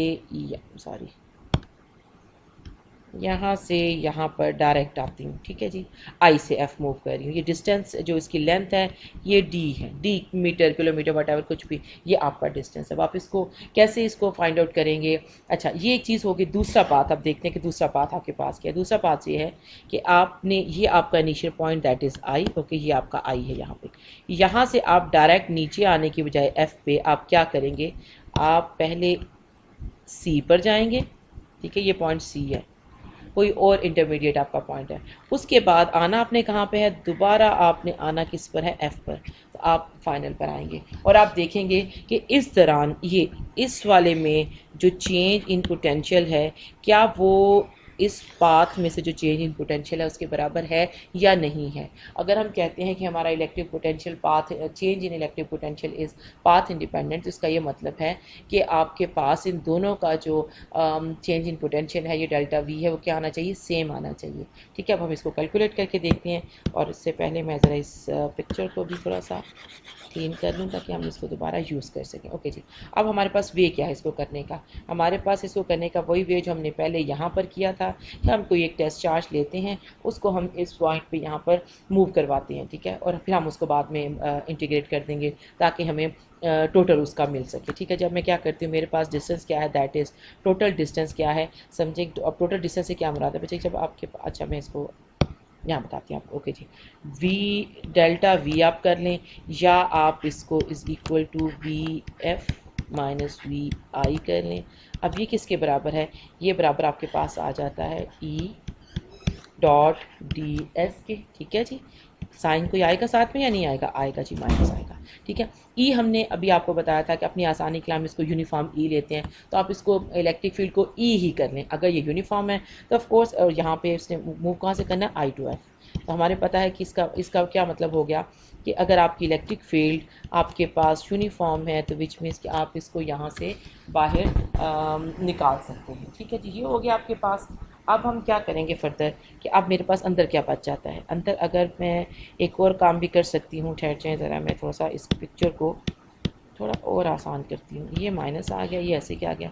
अब ई डी एस कॉस क्या आएगा भाई, कॉस आएगा, साइन आएगा, क्या चीज़ आएगी, डॉट प्रोडक्ट है तो ऑफकोर्स कॉस आएगा, यहाँ पे कॉस थीटा आ जाएगा। अब देखिए इलेक्ट्रिक फील्ड की direction downward, particle is moving from I to F which means downward. What is the angle between E and DS? Parallel हो गया, क्या एंगल हुआ, 90 हो गया, क्या कहते हैं, मुझे तो 90 लग रहा है, आपको क्या लग रहा है। जी बिल्कुल ठीक है, जो पैरेलल हैं तो एंगल इसके दौरान में क्या होगा, ज़ीरो होगा, विच मीन्स कि आपकी ये इक्वेशन बन जाएगी E D S cos theta की जगह पे आप क्या लगाएंगे, ज़ीरो, ये पूरी टर्म आपकी क्या हो जाएगी, 1 हो जाएगी। ठीक है जी, ये चीज़ आपके पास आ गई। अब आप क्या करेंगे, अब यहाँ से आप इसको माइनस ई आप अपने बाहर निकाल दिया, अब आपके पास ई डी एस रह गया, आई टू एफ। अब ये जो पोर्शन आपका ये सारा इंक्लूडिंग इंटीग्रेशन, बच्चे देखिए छोटा सा इतना सा पाथ क्या था, दैट इज़ डी एस। ठीक है, अब आपने इसके साथ मैं दूसरा कलर करती हूँ, ये ये और पाथ जोड़ना शुरू कर दिए, बल्कि इसी की करते हैं जो यहाँ पर है, हम उसी को मैं बताती हूँ, ठहर जाए। ओके जी, ये जो छोटा सा पाथ है ये वाला, इसको हमने कहा ये डी एस है। अब आपका टोटल पाथ क्या है, यहाँ से यहाँ, ये सारा आपका पाथ है, चलता चलता ये आई हो गया, यहाँ से नीचे आते आते यहाँ पर ये एफ हो गया। तो ये टोटल आपकी लेंथ है, ये टोटल लेंथ, ठीक है, that is given which is equal to 0, sorry D, क्या है जी, ये जो टोटल इसका स्मॉल पार्ट है दैट इज़ डी एस। बच्चे ये जो डी है ना, ये इस डी को शो नहीं कर रहा एक्चुअली, ये डी डिफरेंशियल को छोटे जो उसका डेल्टा है ना उसको शो करने के लिए कि आप छोटा सा आपने एक लेंथ लिए उसको शो कर रहा है, ये डी एस कर रहा है इसको। ठीक है, हम यहाँ पे क्वेश्चन को चेंज करने के लिए भी कर सकते हैं, मैं एस डी की जगह पे यहाँ पर एस ले लूँ।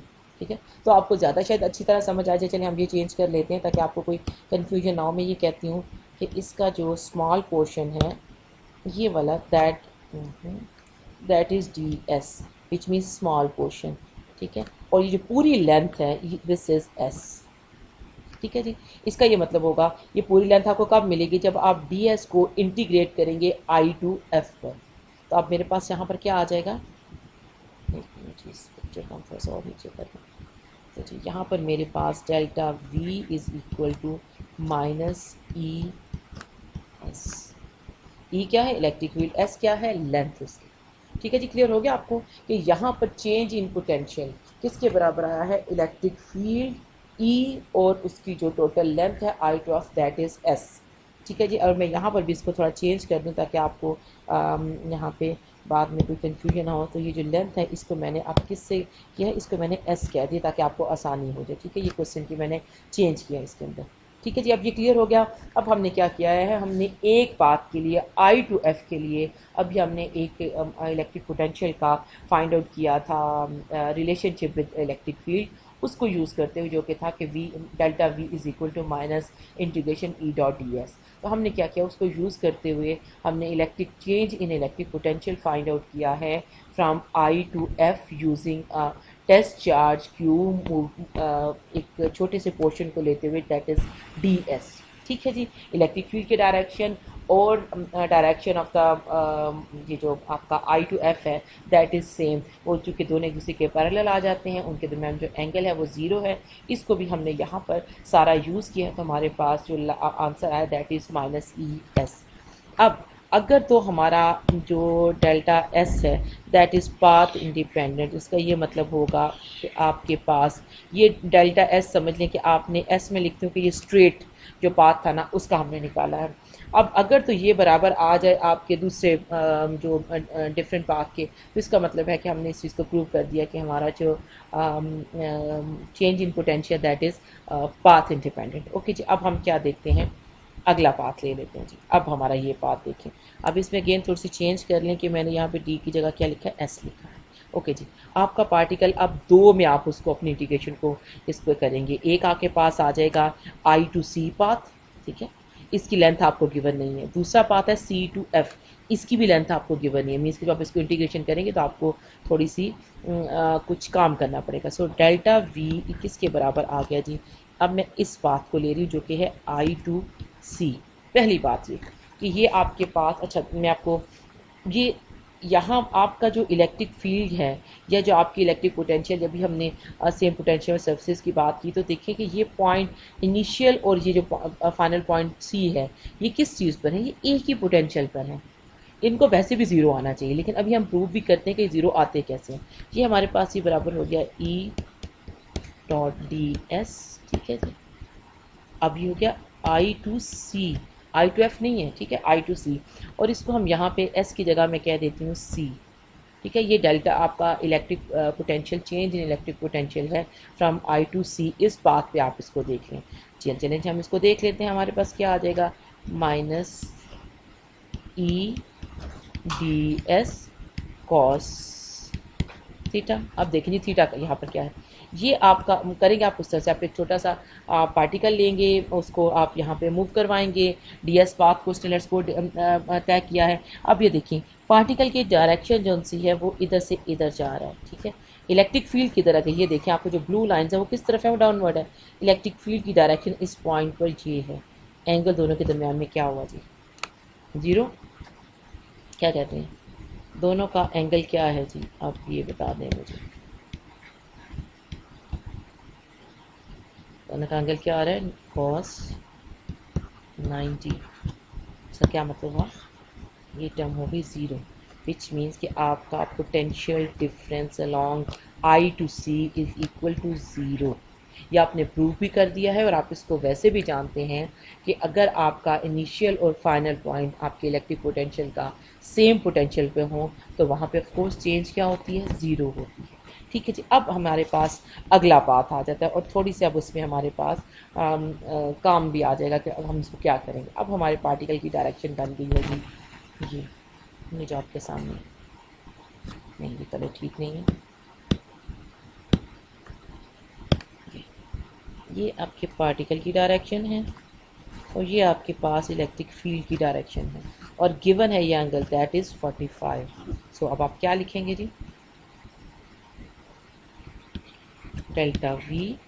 अब इसका मैं नाम देती हूँ, ये CF है, तो अब मैं इसको F कह देती हूँ, ठीक है जी। अब ये किसके बराबर आ गया, डेल्टा F मेरे पास किसके बराबर आएगा, मैं फिर वही फार्मूला लिखूँगी, इंटीग्रेशन E.ds, ठीक है। अब यहाँ पे इंटीग्रेशन किसके दरमियान में, C से F तक। पहली इंटीग्रेशन किस में थी, I से C तक, अब C से आपने कहाँ जाना है, F तक, ठीक है जी। अब यहाँ पर आपके पास क्या आ जाएगा, ये किसके बराबर है जी, माइनस E.ds cos 45 आएगा, कोई कुछ और आएगा, गिवन है बच्चे की। तो इसकी जो डायरेक्शन है पार्टिकल की वो किधर गई, हमारी फिगर घूम गई है। जो पार्टिकल की डायरेक्शन है और जो हमारे पास ये है जी, इसको मैं थोड़ा साथ में नीचे लिया हूँ, अपने कैलकुलेशन के पास थोड़ा कर लिया हूँ इसको, तो मुझे पता चले। ओके जी, अब देखिए यहाँ पर, ओके यहाँ पर क्या जी कि आपका जो पार्टिकल है वो मूव कर रहा है 45 विद रिस्पेक्ट टू किसके, आपके इलेक्ट्रिक फील्ड E के। अब हम क्या करें जी, अब हमने यहाँ तक तो सॉल्व कर लिया कि हमारे पास क्या आ गया, माइनस ये आ गया, और E को भी अब यूनिफॉर्म में मैंने बाय निकाल लिया। cos 45 आप मुझे बता दें कि क्या आता है, cos 45 भी आपका बाहर आ गया क्योंकि कोई नंबर है ना, और अंदर आपके बच गया ds। ये कहाँ से, C से F तक, ठीक है जी। इसका ये मतलब हुआ कि यहाँ पर आपको लेंथ चाहिए E cos 45, ठीक है, और लेंथ आपके पास, तो आपको टोटल इसको लेंथ को इंटीग्रेट करेंगे तो आपको क्या क्या मिल जाएगा, CF, ठीक है। अगर आप थोड़ा सा इस पॉइंट को फर्दर समझें, जब हमने I to F, ये हमारा I था और ये हमारा F था, ये टोटल लेंथ थी, इसको मैंने S कहा था। जब मैंने इसको I to F इंटीग्रेट किया ds को, तो मुझे वो लेंथ मिली जो ये वाली थी I to F की डायरेक्ट, ठीक है। तो वो क्या थी, S थी, S ही मेरी गिवन थी। लेकिन अब यहाँ पर मुझे जो मिल रहा है दैट इज़ CF। अगर मैं चाहूँ मैं कहती भाई ये मेरे पास डेल्टा VF आ गया, तो अब मैं इसको क्या करूँ, सी एफ़ को तो हमें नहीं पता कि सी एफ़ क्या है, ये सी एफ़ तो हमें उसकी लेंथ का आइडिया नहीं हो रहा, ना मैं इसको कंपेयर कर सकती हूँ कि ये इसकी ये वैल्यू एस के बराबर है या नहीं है। तो मैं इसको कैसे फाइंड आउट करूँ? तब हम क्या करते हैं कि हम इसको अपनी जो हमारे पास जो ट्राइंगल बन रही है उस पर गौर करेंगे कि आपकी ये ट्राइंगल बन रही है जी। ये आपका एक पाथ हो गया, ठीक है। और इधर क्या था जी आपका, दूसरा हो गया। ये एंगल क्या गिवन है जी 45, ठीक है। ये आपका 90 का, तो यहाँ पे एंगल क्या होगा, यस और नो? ऐसी ट्राइंगल जिसकी दो एंगल सेम हो तो उसकी दो लेंथ्स क्या होती हैं, बराबर होती हैं, ज़्यादा होती हैं, डबल होती हैं, क्या होती हैं? कुछ है आपको याद? ये लेंथ हमने डिफाइन की हुई है, ये वाली, ये लेंथ, ये आई टू एफ है, ये हमें पता है ये एस है, ठीक है।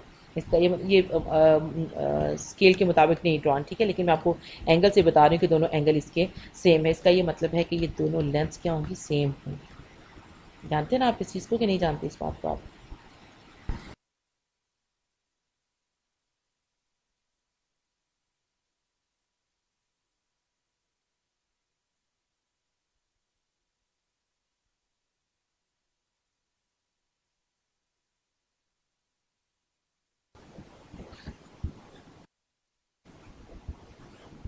जी, दो लेंस आपके पास हैं, ठीक है। कौन, ये इसको मैं अगर लेट्स सपोज लिख लूँ, ये मेरे पास आई है, ये एफ है, और ये मेरे पास सी है, ठीक है जी।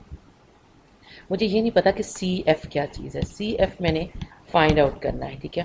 और अभी हमने ये बताया कि हमारे पास एक ट्राइंगल है जिसके दो एंगल्स बराबर हैं, ठीक है। तो इसका क्या मतलब होगा कि उसकी जो लेंथ्स हैं दो, वो क्या होंगी, आपस में बराबर होंगी। इसके सामने वाली ये और इधर इसके सामने वाली दूसरी, ये लेंथ क्या होंगी, आपस में बराबर होंगी। और ट्राइंगल को आपके पास कौन सी है, राइट एंगल ट्राइंगल है। तो आप क्या कर सकते हैं जी, कुछ आप बताएंगे मुझे इसके बारे में? सी एफ किसके बराबर आएगा?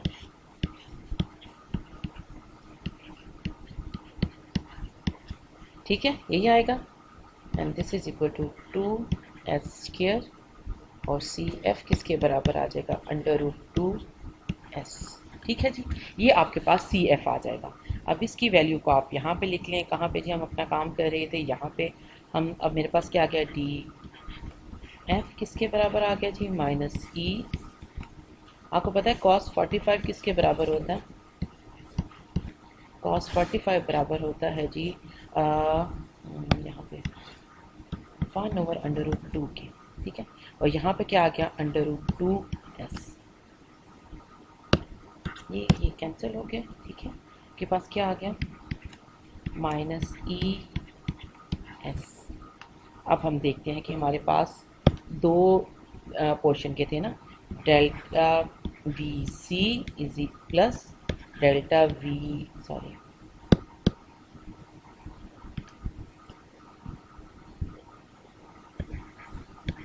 वी एफ, ये किसके बराबर आएगा, delta V I C F की, ठीक है। कहाँ से चला था, आई से, सी से और एफ से होता हुआ। और ये जो चीज़ है ये हमारी किस चीज़ के बराबर होनी चाहिए, delta I C F should be equal to delta V I F. ये क्या बताता है कि आप एक डिफरेंट पाथ से आए हैं, ठीक है, ये वाली चीज़, और ये एक डायरेक्ट पाथ को शो कर रहा है। अगर टू डिफरेंट पाथ्स आप ले रहे हैं और उनमें आपका चेंज इन पोटेंशियल सेम आ रहा है, तो इसका क्या मतलब होगा कि ये पाथ इंडिपेंडेंट है, ठीक है, जिसका जो वर्क डन था, यहाँ पे क्या था, -es, और यहाँ पे भी क्या था, -es। इसका मतलब क्या हुआ कि ये चीज़ होल्ड करती है, ठीक है जी। अब फिर अगर एक बार आप इसको समझना चाहें, इस चीज़ को एक दूसरी नज़र से देखना चाहें कि यहाँ पे देखें ये क्या था, सॉरी, अगर मैं इसको यहाँ पे, ये ज़ीरो था और ये क्या था, -es, तो इसलिए इसको मैंने क्या लिखा है, -es। क्लियर है ना ये बात आपको, कोई इसमें कन्फ्यूजन तो नहीं है आई थिंक, ठीक है जी। अब आपने क्या करना है कि अगर मैं यहाँ पर आपको दोबारा से हम इसी चीज़ को डिस्कस करें कि यहाँ पर एक्चुअली हो क्या रहा था या हमने करना क्या था, ठीक है, हम उस चीज़ को दोबारा से देखते हैं। सबसे पहले हमने क्या किया जी कि हमने आज का जो लेक्चर है उसका छोटा सा थोड़ा सा आपके सामने, एक मिनट जी, एक क्विक ओवरव्यू कर लूँ ख़त्म करने से पहले, ताकि आपके उसमें हो जाए कि सबसे पहले हमने आज के लेक्चर को स्टार्ट किया था एक्चुअली अपने डिस्कशन से इलेक्ट्रिक पोटेंशियल की। हमने कहा कि हम ऐसी जो आपकी इलेक्ट्रिक फील्ड है, बेसिकली जो इलेक्ट्रिक फोर्स है, ये कंजर्वेटिव फोर्स है। कंजर्वेटिव फोर्स होने से इसका ये मतलब है कि इसके साथ कोई पोटेंशियल एनर्जी एसोसिएटेड है, जिसको हम क्या कहते हैं जी, इसको हमने यू कहा था, ठीक है। और ये चेंज इन यू बराबर होता है माइनस वर्क डन के, ठीक है। इससे हमें पता चल गया कि हमारी change in potential energy is equal to minus work done. और हमारे पास जो पोटेंशियल एनर्जी का डिफरेंस है कि change in potential energy per unit charge is termed as change in electric potential, या in other words you can say कि change electric potential energy U per unit charge is equal to electric potential, V is your electric potential, ठीक है। इसका ये मतलब है कि आप इसके साथ इसका डायरेक्ट रिलेशनशिप बना सकते हैं माइनस W ओवर Q के साथ। W is your work done, ठीक है। यहाँ ये बात क्लियर है?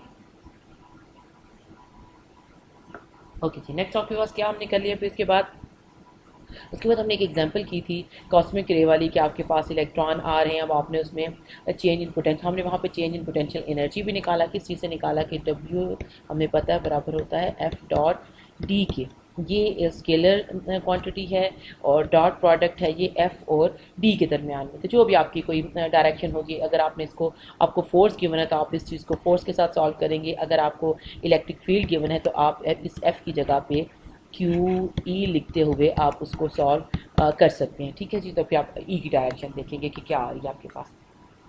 इस तरह से हमने क्या फाइंड आउट कर लिया, हमने वर्क डन फाइंड आउट किया। फिर हमने वर्क डन को किससे इक्वेट किया, हमने उसको U के साथ, पोटेंशियल एनर्जी के साथ और इलेक्ट्रिक पोटेंशियल के साथ हमने इसको इक्वेट कर दिया। उसके बाद हमने ये कॉन्सेप्ट किया कि अगर आपके पास इक्विपोटेंशियल सर्फेसिस हों, ऐसी सर्फेस, लेट्स सपोज कि यहाँ पर आपके पास पोटेंशियल चेंज हो रहा है इधर से इधर को, ये आई है, ये एफ है, ठीक है।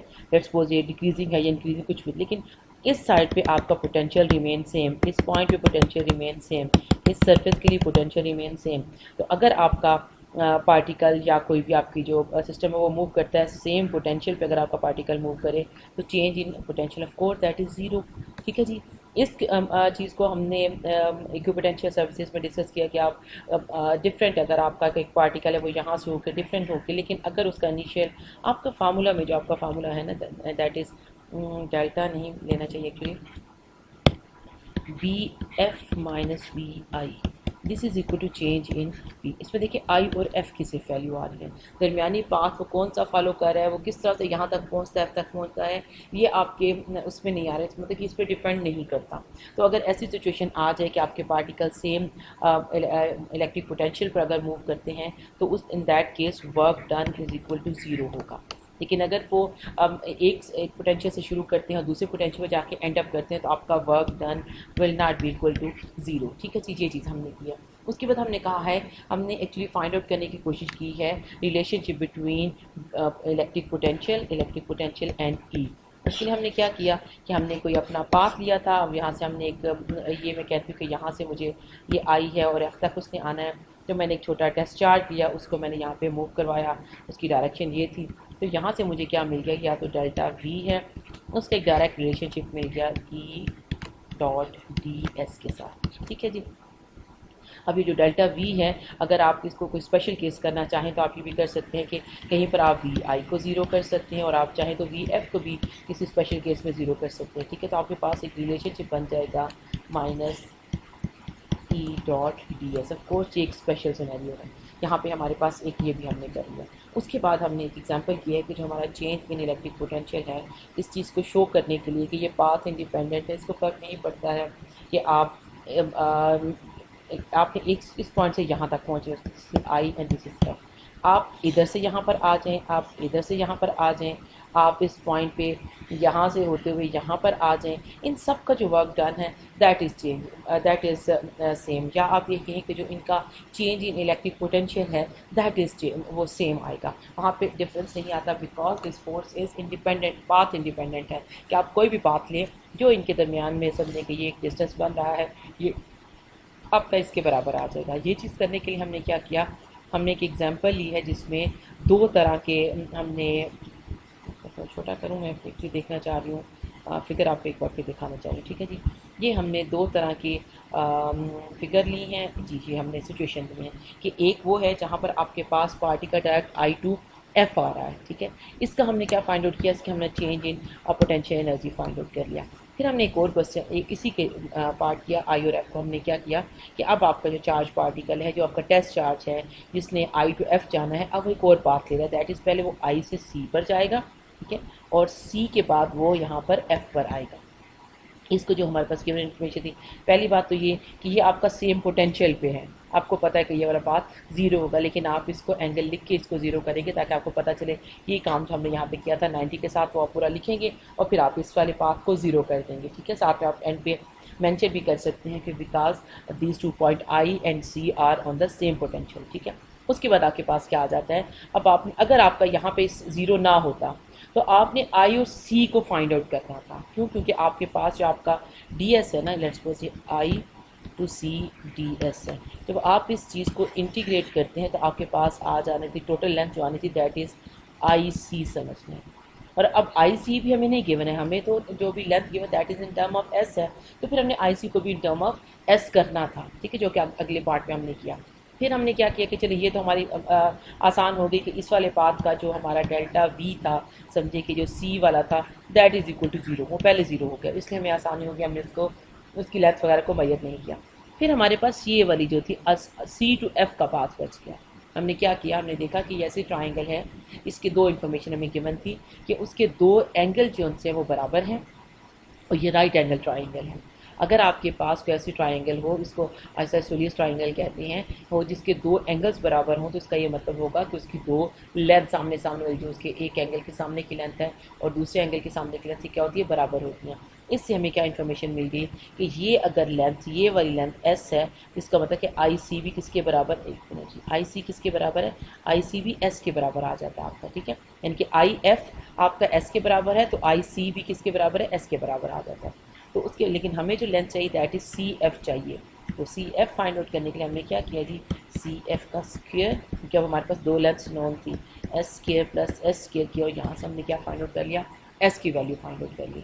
उसके बाद हमने क्या किया, ये वाला जो change in potential, electric potential है इस पाथ का और प्लस इस पाथ का, इसको हमने फाइंड आउट किया, दोनों को ऐड किया, वो निकला माइनस ई एस, जो कि किसके बराबर था, इसका हमने पहले फाइंड आउट किया था, ये किसके बराबर आया था, ये अभी हमारा ई एस के बराबर आया था, ठीक है, माइनस के साथ। तो हमें ये पता चला कि जो हमारा इलेक्ट्रिक पोटेंशियल है या वर्क डन इसकी वजह से जो हो रहा था दैट इज़ पाथ इंडिपेंडेंट, कि आप कोई भी पाथ लें उसको इससे फ़र्क नहीं पड़ता। उसकी रीज़न दोबारा वही आती है कि हमारा जो फार्मूला था, हमने बेसिकली आप ये कहें कि हमने इसको प्रूव किया है कि वी एफ माइनस वी आई, देखिए यहाँ पर दरमियानी पाथ का जिक्र नहीं है, ये पोटेंशियल है एट इनिशियल पॉइंट और ये पोटेंशियल है एट फाइनल पॉइंट, दरमियान में किस किस पॉइंट से गुजरा है, कैसे यहाँ तक पहुँचा है, ये हमारे फार्मूले में नहीं आ रहा, विच मीन्स कि ये क्या है, पाथ इंडिपेंडेंट है, और ये चीज़ हमने क्या किया है,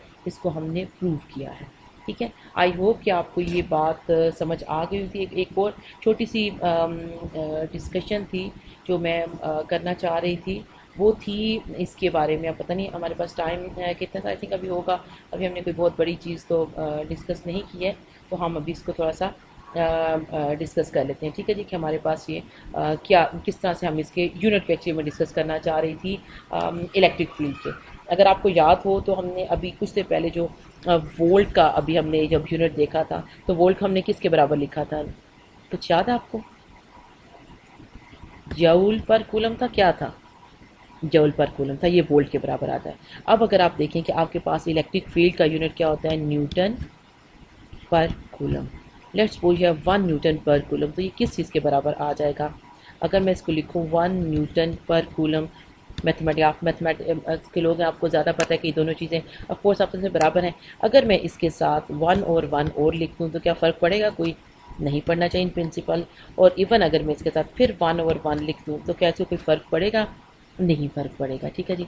अब मैं क्या करती हूँ, इस वाली यहाँ पे मैं लिखती हूँ वोल्ट ओवर जे ओवर कूलम, तो क्या कोई फ़र्क पड़ेगा, ये वोल्ट है और ये जो जूल पर कूलम भी क्या है आपका वोल्ट है, वोल्ट और वोल्ट 1/1 रिमेन 1, ठीक है जी, ये चीज़ आ गई। इसी तरह से अगर मैं यहाँ पे ये कर लूँ, जूल को कर लूँ और नीचे लिख लूँ न्यूटन मीटर, आपको पता है ना जॉल किसके बराबर होता है, जॉल बराबर होता है न्यूटन मीटर के।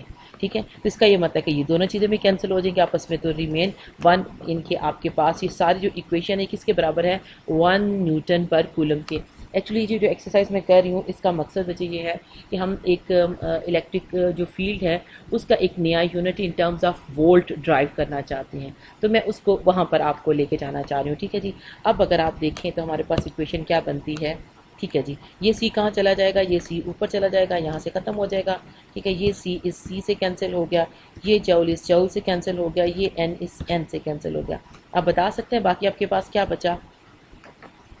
मेरे पास 1 बचा, और क्या है जी, वोल्ट है ये वाला, और कोई चीज़ जो यहाँ से बची हो दैट इज़ ओवर मीटर। ठीक है, इसका ये मतलब हुआ कि 1 newton per coulomb is equal to 1 volt per metre. इसका ये मतलब है कि ये यूनिट किसका था, इलेक्ट्रिक फील्ड का, तो इसका ये मतलब है कि ये भी यूनिट किसका है, इलेक्ट्रिक फील्ड का। कि आप इसको जब आपको जिस सिचुएशन में आप हो वहाँ पर आप इसके यूनिट को चेंज कर सकते हैं कि 1 newton per coulomb is equal to 1 volt per metre. ठीक है, ये एक हमने रिलेशनशिप बनाया है कि हमें क्या चीज़ चाहिए थी, अब उसको वोल्ट को देखते हुए हमने कर लिया। इसी तरह बच्चे हमारे पास डिफरेंट यूनिट्स यूज़ होते हैं। अगर हम पार्टिकल फिजिक्स की जैसे बात करते हैं तो हमारे पास 1 इलेक्ट्रॉन वोल्ट हम यूज़ करते हैं। वहाँ पे एक यूनिट यूज़ होता है 1 इलेक्ट्रॉन वोल्ट। ठीक है, ये किसके बराबर होगा, आपका इलेक्ट्रॉन है और आपके पास क्या आ गया जी, 1 वोल्ट आ जाता है। अब इलेक्ट्रॉन की क्या वैल्यू, 1.6 इंटू 10⁻⁹ कूलम है आपके पास। ठीक है जी, और आपके पास वोल्ट किसके बराबर है, वोल्ट आपका जूल पर कूलम के बराबर है, यहाँ कूलम है, तो ये किस चीज़ के, 1 इलेक्ट्रॉन वोल्ट किस चीज़ के बराबर आ जाता है, 1.6 इंटू 10⁻⁹ जूल के। ठीक है जी, ये चीज़ आपके पास आ जाती है। और अब हम क्या करना चाह रहे थे, बस ये यूनिट से रिलेटेड चीज़ें हैं, इस पे कोई इतनी हमें कुछ नहीं है। और हम क्या कर सकते हैं जी, यहाँ पर कोई ऐसी चीज़ जो हमने मिस की हो, बस आई थिंक ठीक है। ये हमने जो यूनिट है उनकी कन्वर्जन को भी चेक कर लिया है कि हम मुख्तलिफ, एक्चुअली डिपेंड करता है आप किस सिचुएशन में। इलेक्ट्रॉन वोल्ट हम यूज़ करते हैं मोस्टली पार्टिकल फिजिक्स में। पार्टिकल फिजिक्स में आपके पास क्या होता है, जो आपके पार्टिकल के इलेक्ट्रॉन मैसेज हैं, अब अगर आप इलेक्ट्रॉन के मैस की बात करते हैं वो 10⁻31 किलोग्राम में आता है। अगर आप प्रोटॉन की बात करते हैं 10⁻27 किलोग्राम में आता है। तो आप इनको डायरेक्ट कंपेयर नहीं कर सकते, तो हम क्या करते हैं फिर, हम वहाँ पे एक और यूनिट यूज़ करते हैं दैट इज़ इलेक्ट्रॉन वोल्ट। ये एक एग्जाम्पल जो यूनिट है क्योंकि उनकी इसको हमने कन्वर्जन को अभी भी चेक कर लिया जूल है के कि इक्वल हम किया कि 1.6 से एक्चुअली 10⁻⁹ जूल के बराबर आ जाता है। उसी तरह यहाँ पे इलेक्ट्रिक फील्ड का दूसरा यूनिट देने का मतलब ये है कि अगर आपके पास डिफरेंट सिनेरियो है जहाँ पर आपको इलेक्ट्रिक पोटेंशियल की फॉर्म में कुछ अवेलेबल है, या आपको जो इलेक्ट्रिक फील्ड है उसका यूनिट वोल्ट में चाहिए, तो आप उसको किस तरह से वोल्ट में कन्वर्ट कर सकते हैं। ठीक है जी, ये डिस्कशन होगी आई थिंक आज के लिए। मेरा ख्याल है कि ये काम हमारा सफिशेंट है। ठीक है जी, अगर आपको इसमें से कोई पॉइंट कोई चीज़ समझ अगर नहीं आई है तो आप पूछ सकते हैं। बस ये लास्ट वीक हमारा थोड़ा सा बिज़ी है, उसके बाद हमारे पास आपके भी आई थिंक कोर्सेज कुछ कम हो जाएंगे, कुछ मेरे भी कम हो जाएंगे, तो फिर हम ज़्यादा टाइम लगा सकेंगे और ज़्यादा आपके साथ कुछ एक्स्ट्रा कोड आवर्स को हम डिस्कस कर सकते हैं, जिसमें आपकी अगर कोई प्रॉब्लम्स हैं तो उनको हम फर्दर डिटेल से डिस्कस कर सकें। ठीक है जी, आई थिंक आज के लिए ये काफ़ी है। ओके जी, तो यही बस करते हैं। ओके, अल्लाह हाफिज़। समझ अगर नहीं आई है तो आप पूछ सकते हैं। बस ये लास्ट वीक हमारा थोड़ा सा बिज़ी है, उसके बाद हमारे पास आपके भी आई थिंक कोर्सेज कुछ कम हो जाएंगे, कुछ मेरे भी कम हो जाएंगे, तो फिर हम ज़्यादा टाइम लगा सकेंगे और ज़्यादा आपके साथ कुछ एक्स्ट्रा कोड आवर्स को हम डिस्कस कर सकते हैं, जिसमें आपकी अगर कोई प्रॉब्लम्स हैं तो उनको हम फर्दर डिटेल से डिस्कस कर सकें। ठीक है जी, आई थिंक आज के लिए ये काफ़ी है। ओके जी, तो यही बस करते हैं। ओके, अल्लाह हाफिज़। समझ अगर नहीं आई है तो आप पूछ सकते हैं। बस ये लास्ट वीक हमारा थोड़ा सा बिज़ी है, उसके बाद हमारे पास आपके भी आई थिंक कोर्सेज कुछ कम हो जाएंगे, कुछ मेरे भी कम हो जाएंगे, तो फिर हम ज़्यादा टाइम लगा सकेंगे और ज़्यादा आपके साथ कुछ एक्स्ट्रा कोड आवर्स को हम डिस्कस कर सकते हैं, जिसमें आपकी अगर कोई प्रॉब्लम्स हैं तो उनको हम फर्दर डिटेल से